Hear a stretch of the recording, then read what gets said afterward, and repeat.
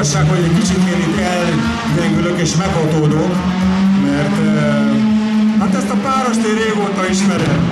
Jóban, rosszban, tűzön, vizen, évek óta együtt vagyunk, és azt kell mondjam, hogy a gyerek az nagyon szépen fejlődik, de te most a gyerekkel akarok én beszélni. Hogy a gyerek nagyon szépen fejlődik, és le a kalappal, hogy itt vagytok, gyönyörű az autó. Mit vártok holnap? Sziasztok, köszönjük szépen! Ezzel a versenyre nem volt kérdés a induló, mert annyira hazaír, hogy ezt nem hagyottuk volna ki. Ugye a Rally 2-t tervezünk egész évben, csak kicsit fogkiesett a naptár, úgyhogy valahol muszáj menni, itt is mentünk volna, nagyon-nagyon várjuk tényleg, tehát sokszor jobban vártam szerintem, mint a Magic Rally, mióta meg volt a kiírás. Na akkor már csak azt mondani, ti hova valósiak vagytok? Itt Salgót, a Pécski utcaiak. Így van. Tapsot neki! Helyi menő! Na, navigátorat megkezdjük, aki az autó technikai felkészültségével is foglalkozik. Sziasztok, üdvözlök mindenkit! Verseny előtt az autó az mindig jó. Aztán utána mondjuk távol a napot. Egyébként én csak dublőr vagyok, mert a rendes navigátor éppen valahol máshol van.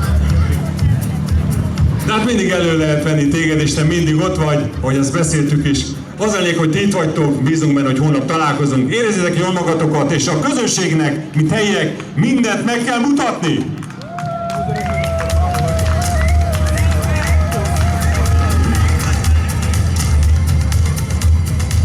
Bízunk benne, hogy kicsit azért megsarkazza, hogy azért halljuk ezt az autót.